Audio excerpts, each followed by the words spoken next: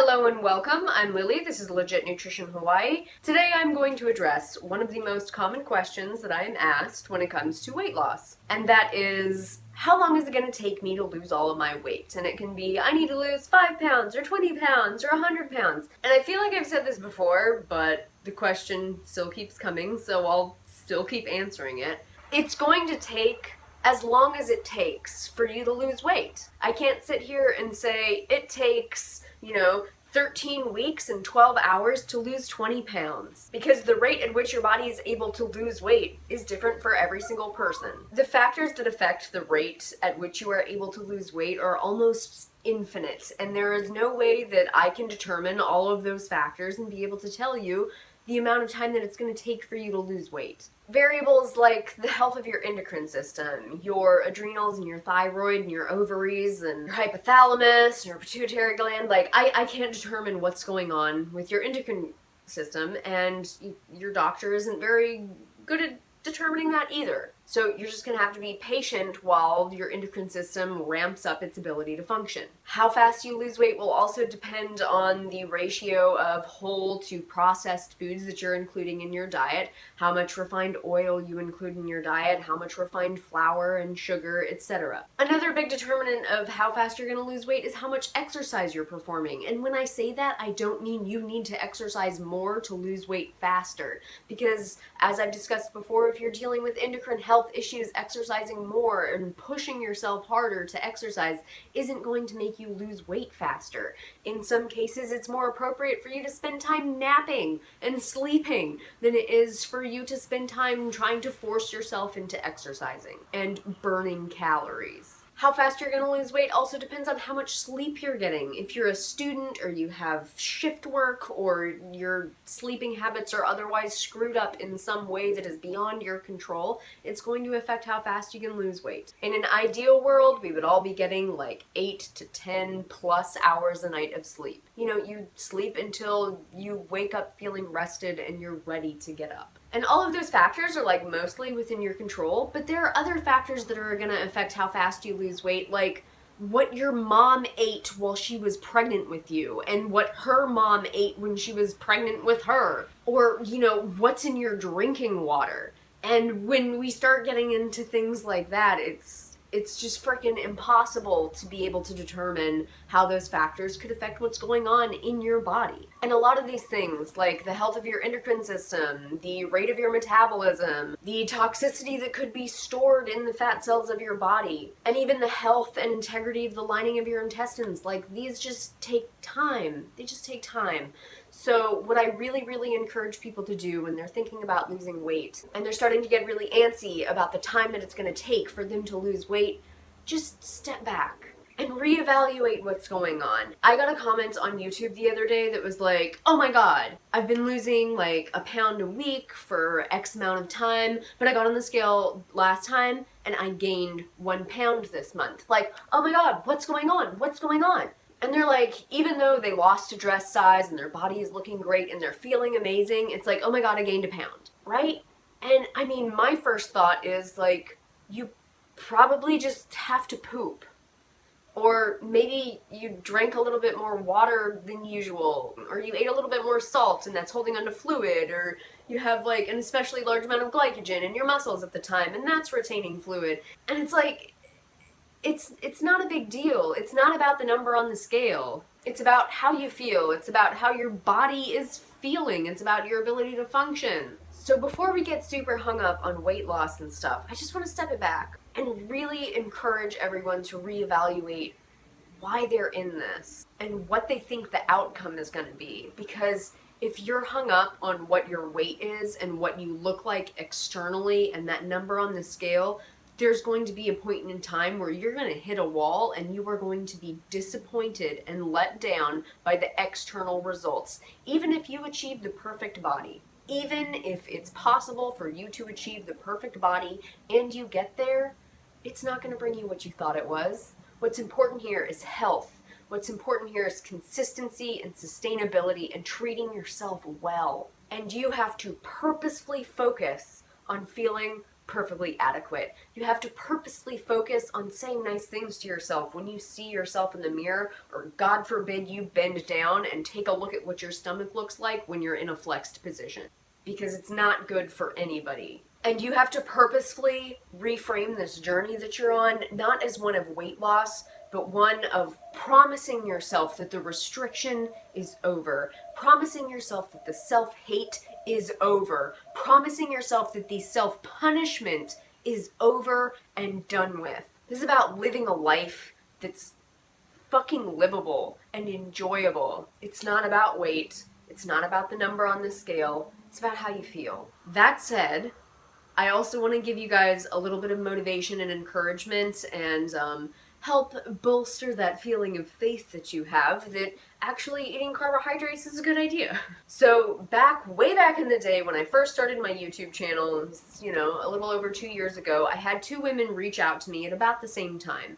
And they were both significantly overweight at the time. And they both reached out looking for a little bit of advice and assurance that what I'm telling them isn't going to, make them worse or put them in a situation where they end up having gained more weight. And after having gotten to watch and be a part of their journeys over the past 2 years, I've kind of seen like 2 versions of weight loss that are really common on this kind of lifestyle. So the first person that I want to talk to you about is my friend Brooke, and she runs a YouTube channel called Gettingfiton-fruit with a dash right before the fruit. It will be linked below. And she has shared a little bit about her journey as far as like weight loss and what she's eating and the type of lifestyle that she's doing.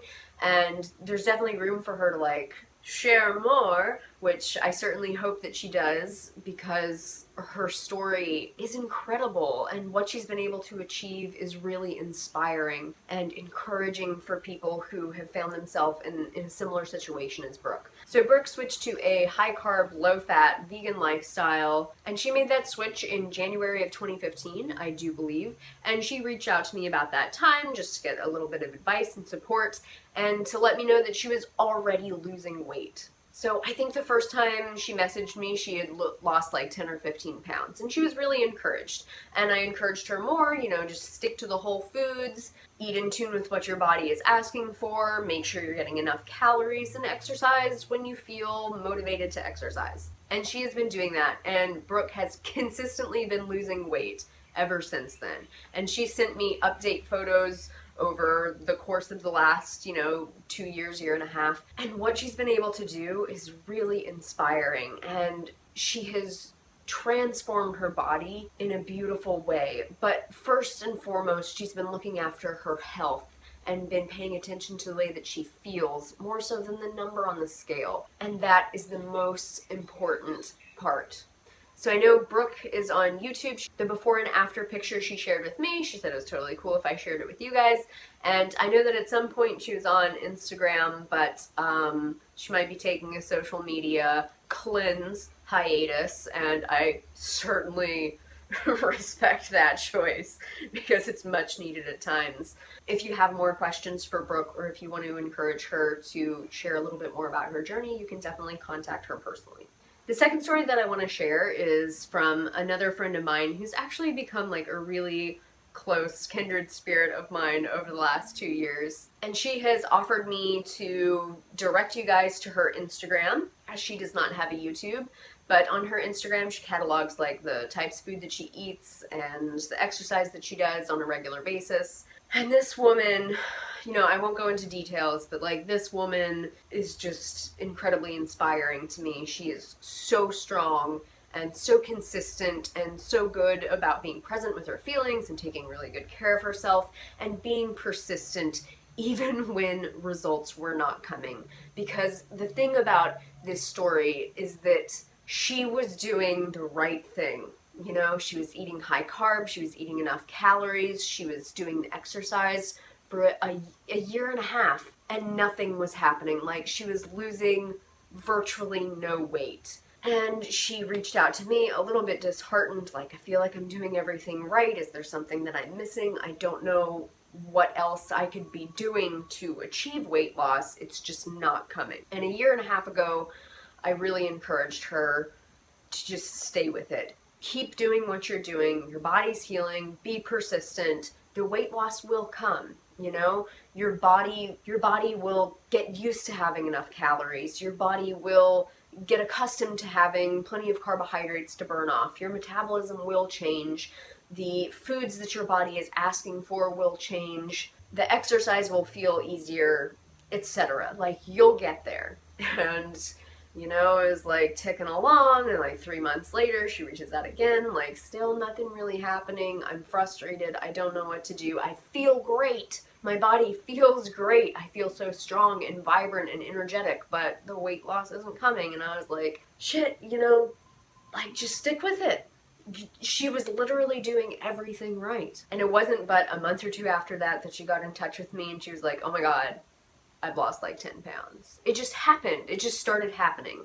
And it's been since then. She's been, you know, like, she loses a little bit of weight and plateaus and loses a little bit of weight and plateaus, but it's been consistent ever since then. And her transformation, like, not her physically has been amazing. You know, it's like her skin glows, and you can just see that vibrant energy shining through her, and you can see that sweetness that this kind of lifestyle really brings up, where it's just, it's simple and it's easy, and you feel good and you feel well fed. And getting to that point after all of the shit that you've had to trudge through is priceless. And it really comes, it comes through. So both of these ladies, they are still in the midst of their weight loss journey, and they still have goals that they want to reach. But the most beautiful part about both of these stories is that they're not restricting. They're not purposefully denying themselves of food. They're not forcing exercise. They're living their lives in a sustainable way that they can continue to do for the rest of their lives. And the lifestyle that they're choosing is going to support their health and their longevity and their well-being for the rest of their lives. You know, nothing has to change from this. It's not a diet plan that you do until you lose 20 pounds, or you do until you can't take it anymore, or you do until you reached your goal weight and then you go and binge. You know, they're doing this for their health and their well-being and their happiness and their weight. And as someone who also went through that restriction and the hell of trying to diet and the hell of trying to, you know, force my body to cooperate with me and to force my body to be thin, I am so happy for them that they don't have to do this anymore. Like, they don't have to struggle anymore, and they don't have to hurt themselves anymore to try to look a certain way. You eat this type of diet and it's holistically, beautifully delicious.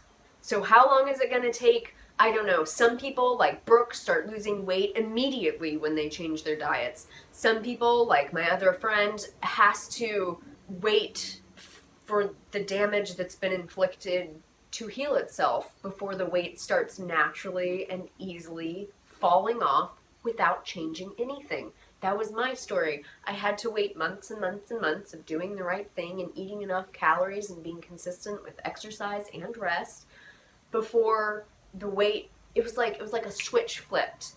And suddenly I lost weight without trying, without changing anything. And suddenly my body just changed. And after a while, my appetite changed a little bit. Like, I didn't feel like I needed as much food all the time. And that has been a really similar trend in what my other friend has shared with me. So if you want to connect with these two ladies, you can find Brooke on YouTube. And maybe she'll reactivate her Instagram. I don't know, that's her personal choice. And then you can find my other friend on Instagram. Both of those ladies will be linked below. And now it's starting to rain, so my audio is probably gonna get a little bit more shitty. So we will go. I'm gonna go have breakfast, a big bowl of banana ice cream, and give Ketter some attention because he's been so patient. So until next time, be consistent, make better choices for yourself, and take really, really, really good care. I will see you all soon.